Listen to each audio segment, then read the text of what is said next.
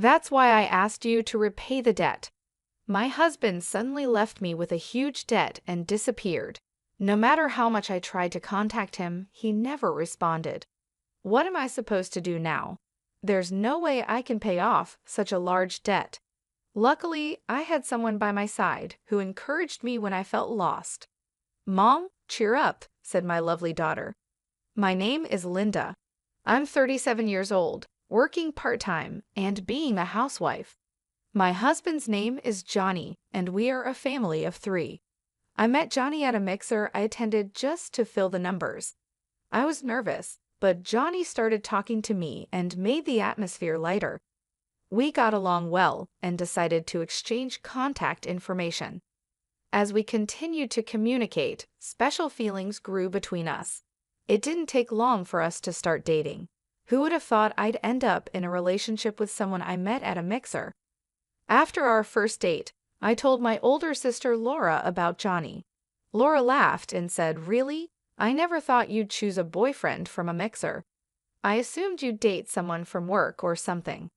I've always been quiet and not good at socializing. Even as an adult, I rarely went to parties or gatherings. It's an unexpected twist, right? I went to the mixer as a favor to make up the numbers. When I showed Laura a photo from my date with Johnny, she said, "He's surprisingly handsome." We then updated each other about our lives and decided to part ways for the day. Laura is still single and doesn't seem interested in getting married or having a boyfriend. She enjoys her single life, finding it more relaxed and comfortable. I understand that mindset, but my heart is set on a future with Johnny. If our relationship goes well and we get married and have children, it would be wonderful. On my way home after talking with Laura, I couldn't stop smiling. A few years later, I married Johnny. I remember vividly when he proposed. I was so emotional and couldn't hold back my tears. We moved into a new apartment, marking the start of our married life. Living with Johnny every day felt surreal, almost like a dream since we had lived separately before marriage. Because of our different work hours, we rarely came home at the same time. But we always ate dinner together, slept under the same blanket, and cherished the moments we shared. On our days off, we would relax at home or go for drives, making the most of our time together. A few months later, we were blessed with a child, a tiny and adorable girl named Kelly. The joy of her birth is something I'll never forget. Our parents and relatives were also overjoyed and sent many gifts. Before giving birth to Kelly, I quit my job to dedicate myself to my family. Johnny always thought of us and helped with housework and childcare, even when he was tired. He would say, "I'll take care of Kelly so you can rest." I truly married a wonderful person. Living with Johnny, who treasures us, has been heartwarming. However, a few years later, I deeply regretted marrying Johnny. Several years after Kelly's birth, Johnny suddenly quit his job. He explained that he had issues with a new boss, which affected his mental well-being, and he reached his breaking point. I understand why he left, but I was bothered that he didn't discuss it with me first. Of course, resigning is an option if a husband faces challenges at work, but our family relies on Johnny's salary. He should have talked to me before making such a big decision. That was so sudden. Have you already thought about your next job? I asked. Yeah, don't worry. I'll figure something out, Johnny replied vaguely, but his response didn't ease my worries. All I can do now is trust him. Fortunately, Johnny found a new job quickly, which was a relief. I also thought about working, but since Kelly is still young, I want to be there for her at home. Is everything okay at the new job? Have you settled in? I asked. Yeah, somehow, he replied. Did something happen? Are you not getting along with your boss or colleagues? I asked, worried. I told you I'm fine. Don't worry too much. Look, I'll take care of Kelly so you can take a bath. Really? Thank you. He seemed different from usual, but I felt that asking more might upset him. So I handed Kelly to him and went to take a bath. A few days later, Johnny came home looking upset. As I tried to ask him what happened, memories of the past flashed through my mind. I remembered when he suddenly announced his resignation. Did he quit his job again so soon? Sadly, my suspicions were right. "I quit my job," he said. "Why?" "I just couldn't get along with the people there. I couldn't stand being directed by someone much younger than me. I just couldn't bear it anymore." "I see, but we'll get through this. We'll find another job. I'll help in any way I can," I said, trying to stay positive. Suddenly, Johnny's expression changed, and he raised his voice. "Hey, what's with that look? You don't like that I quit? You are able to eat because I work. You just stay at home, and you're acting all high and mighty." He threw his bag onto the living room table. "What's gotten into you all of a sudden?" "Shut up, just be quiet," he shouted. Unable to contain his anger, Johnny grabbed a whiskey from the fridge and drank it in one gulp. I had never seen him this angry before. At that moment, I felt terrified. I had always been grateful to him and tried to be supportive. An extremely angry Johnny shouted at me for a while, then slumped down on the sofa, looking grumpy. I was so shocked that all I could do was accept his words. This incident created a rift in our relationship. Since then, Johnny has been in a cycle of finding and quitting jobs. We lived in uncertainty and had many anxious days. "Johnny, can't you be a bit more serious about your job?" I finally asked. At first, I tried to understand his feelings and said nothing, but given the circumstances, I couldn't stay silent any longer. "You're annoying. If you have complaints, then you work and earn money. You rely too much on me," Johnny snapped. "But we have Kelly to consider," I replied. "So what's your point?" Johnny retorted. Lately, Johnny had been losing interest in Kelly and seemed to avoid her. When she was born, he was so caring and happy. Now, he felt like a completely different person. No matter how much I pleaded, Johnny showed no interest in working again. Eventually, I decided to leave Kelly with Laura and start working myself. "I'm really sorry for having to leave her with you," I told Laura. "It's okay, Kelly and I will wait together," Laura reassured me. Kelly had just started kindergarten, so I wasn't too worried about leaving her. I trusted Laura to take good care of her, and Kelly was very mature and calm for her age. She showed interest in newspapers, read them on her own, and could write long, complex sentences. She was quiet and composed, making friends easily in kindergarten. As a parent, it was heartwarming to see her so happy and well-adjusted. Feeling confident, I started looking for a job and found one quickly. I began working full-time, and the pay was better than I expected. Even if Johnny quit his job, our finances would be stable. The work environment was pleasant, and despite the busy days, I enjoyed my job. A few years after I started working, Johnny finally found a stable job. He seemed to find a workplace that satisfied him, and I felt a profound sense of relief. His demeanor brightened over time, and he started to act like the man I knew in the early days of our marriage. He became considerate of the challenges I faced juggling work and family, often asking, "Has it been tough? Aren't you tired?" I was taken aback by this transformation, but it seemed job stability had given Johnny peace of mind. Kelly was growing up healthily, and Johnny started acting like a caring father again. Seeing Kelly play joyfully with Johnny always warmed my heart. Still, the thought of returning to the way things were before made me anxious about leaving my job. Therefore, I decided to keep working and ensure our family's future remained secure. I continued to rely on Laura for childcare. "How's Kelly? Is she doing well?" I asked.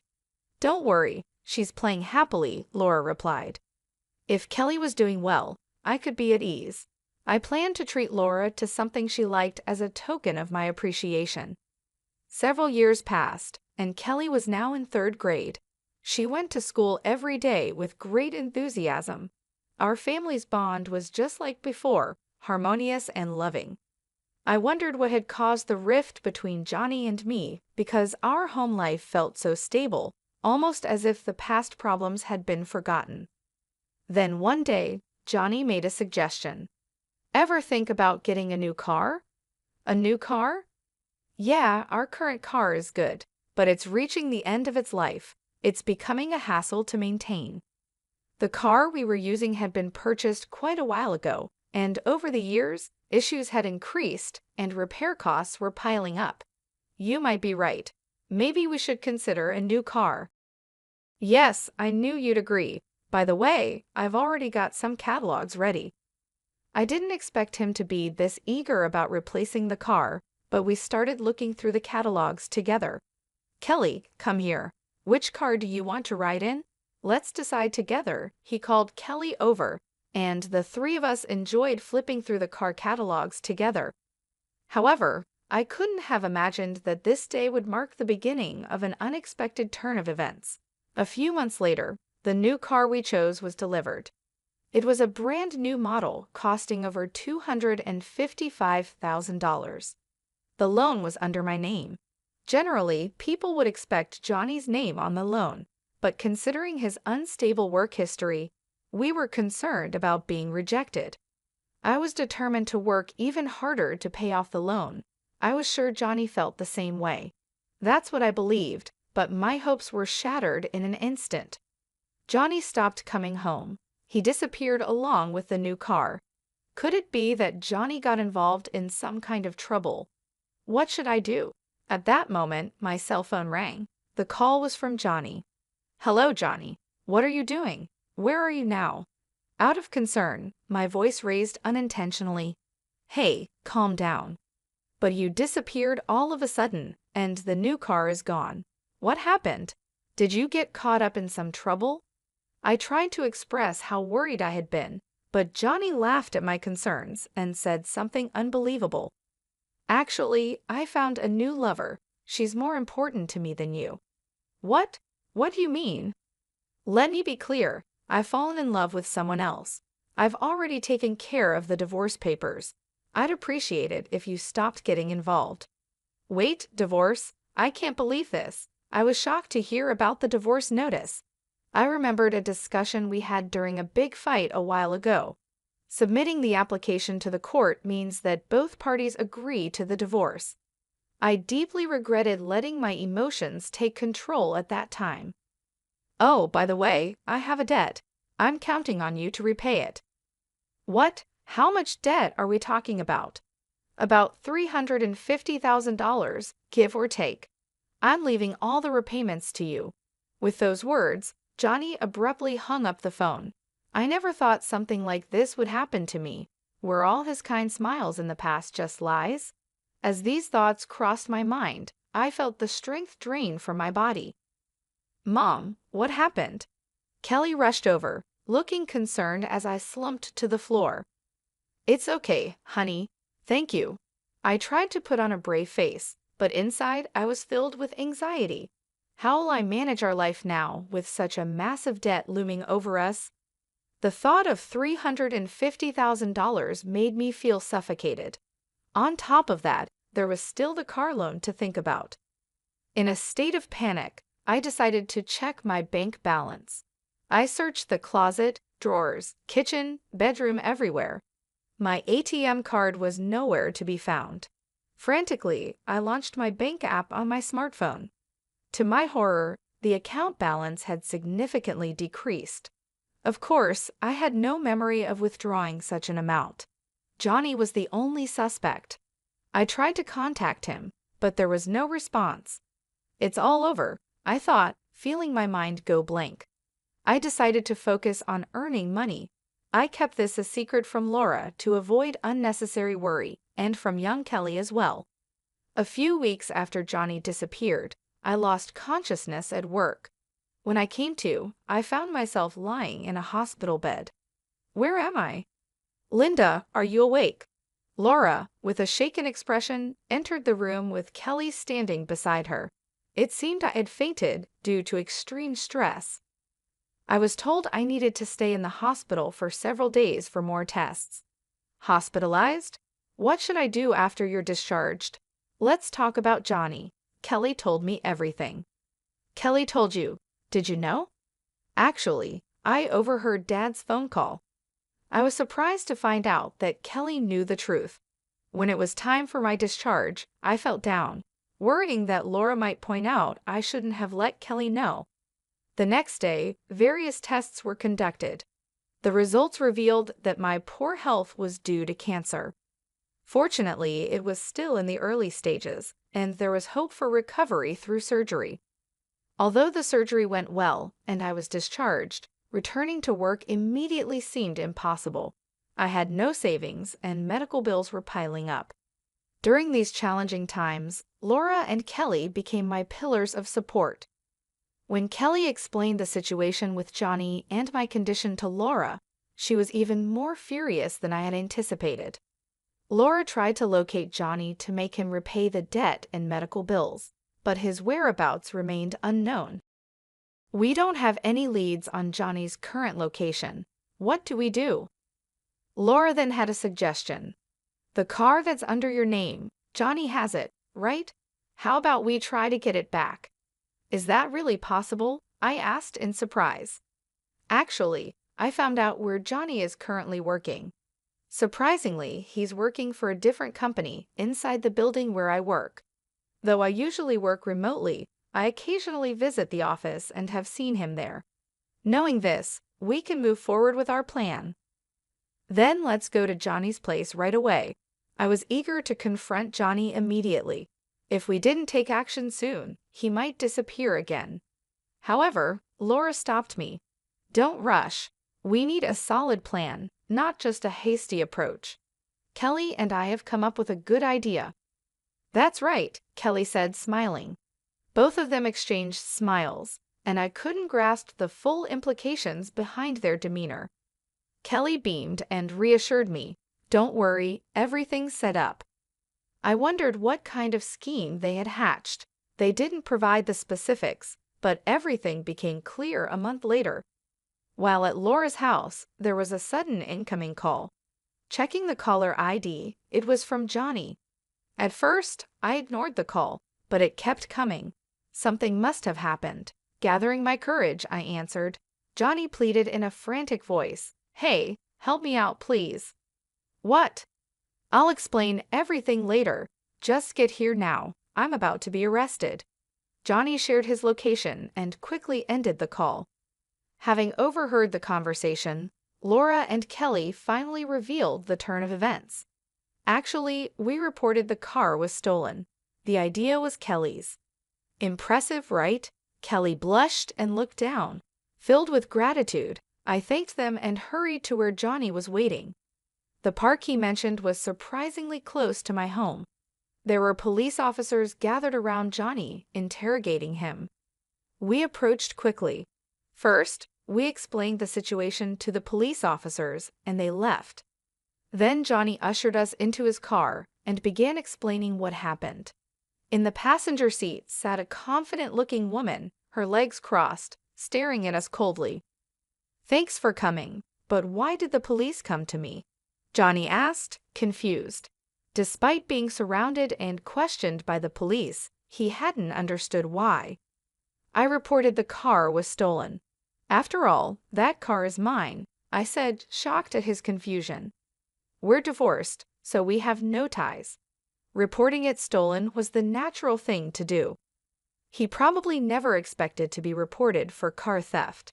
Kelly continued the conversation with Johnny, who was visibly shaken. "Dad, why did you leave us behind? Why won't you pay back the money yourself? Explain?" Johnny let out a sigh, looking exasperated but remained silent. "If you're just going to stay silent, I'll report it to the police. Using my name without permission is a crime." Hearing this, Johnny began to talk bit by bit. He mentioned his mistress, Julie. Apparently, she had recently joined the company where Johnny worked. They connected during a company welcome party, which developed into a romantic relationship. Shockingly, about 5 months ago, he found out she was pregnant. Looking at Julie's stomach, it was evident she was expecting. "So you chose her over us and left?" I asked. "That's a harsh way to put it, but yes," Johnny admitted. Laura suddenly interjected, "But the fact remains, you left, right?"